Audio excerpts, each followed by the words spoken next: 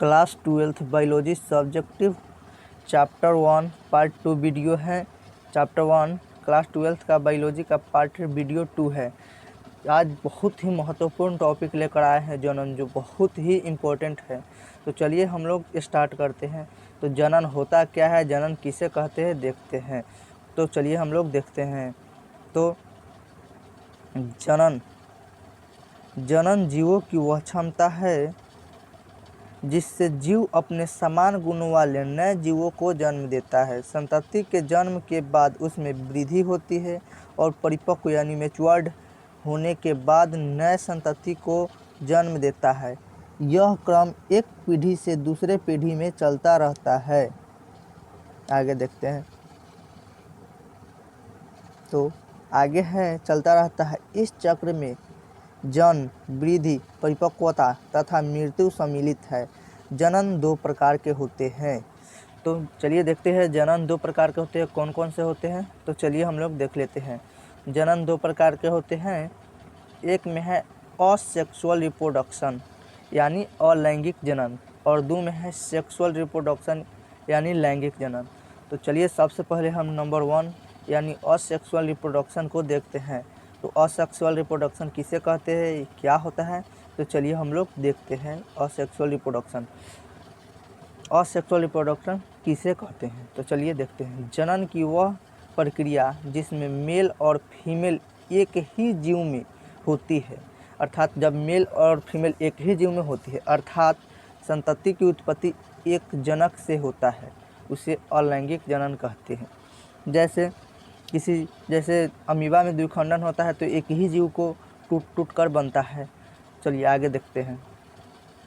तो आगे है अलैंगिक जनन द्विखंडन कायिक जनन मुकुलन द्वारा संपन्न होता है। अलैंगिक जनन द्विखंडन कायिक जनन और मुकुलन द्वारा संपन्न होता है। तो चलिए आगे देखते हैं आगे क्या है। आगे है अमीबा में अलैंगिक जनन द्विखंडन द्वारा होता है। अमीबा में अलैंगिक जनन किसके द्वारा होता है, द्विखंडन के द्वारा होता है। ऑब्जेक्टिव भी बनता जा रहा है। और चलिए आगे देखते हैं। ईस्ट में अलैंगिक जनन मुकुलन द्वारा होता है। ईस्ट में अलैंगिक जनन किसके द्वारा होता है, मुकुलन द्वारा होता है। शैवाल में अलैंगिक जनन विखंडन द्वारा होता है। शैवाल में अलैंगिक जनन विखंडन द्वारा होता है। तथा आलू कंद सुथनी में कायिक जनन होता है, यानी आलू कंद सुथनी इस सब में कायिक जनन होता है। चलिए हम दूसरा टॉपिक देखते हैं। तो दूसरा में लिखा हुआ है जनन के भाग 2 है सेक्सुअल रिप्रोडक्शन, जो 2 भाग का होता है जनन यानी। तो चलिए हम इसको देखते हैं। सेक्सुअल रिप्रोडक्शन होता क्या है, इसे कैसे परिभाषित करेंगे। सेक्सुअल रिप्रोडक्शन जनन की वह प्रक्रिया जिसमें मेल और फीमेल दोनों भाग लेते हैं।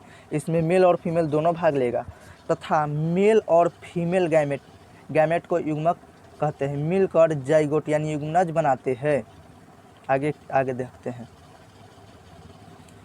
यह जाइगोट विकसित होकर एम्ब्रियो यानी भ्रूण का निर्माण करता है और यह एम्ब्रियो विकसित होकर न्यू बेबी यानी नए शिशु को जन्म देती है। मेल और फीमेल गैमेट अर्धसूत्री यानी मियोसिस विभाजन के फलस्वरूप बनते हैं। इस प्रकार के विभाजन में क्रोमोसोम की संख्या आधी रह जाती है। मनुष्य में 23 जोड़ा यानी 46 क्रोमोसोम होता है। अर्धसूत्री विभाजन के फलस्वरूप या पश्चात अंडाणु तथा शुक्राणु में केवल 23 क्रोमोसोम विद्यमान रहते हैं। जब अर्धसूत्री विभाजन होता है तो उसमें केवल 23 क्रोमोसोम ही विद्यमान रहते हैं। चलिए आगे देखते हैं। और फर्टिलाइजेशन यानी निषेचन के बाद जाइगोट बनता है, जिसमें पुनः क्रोमोसोम की संख्या 46 हो जाती है। 23 मेल का और 23 फीमेल का मिलकर 46 हो जाता है। इस प्रकार के संतति में गुणसूत्रों की संख्या जनक यानी जीवों के समान हो जाती है। अतः संतति में दोनों जनकों के मिश्रित गुण समाहित होते हैं। जब मेल और फीमेल आपस में संबंध बनाएंगे तो उसमें दोनों जीवों का तो गुण समाहित होगा ही, तो इसे ही हम लोग लैंगिक जनन कहते हैं। तो चलिए हम आगे बता देते हैं। अगर मेरे चैनल पर नए हैं तो मेरे चैनल को सब्सक्राइब करें और साथ में बेल आइकन को दबाना ना भूलें, ताकि जो भी वीडियो हम अपलोड करें सबसे पहले आप तक पहुंचे और मेरे वीडियो को देखकर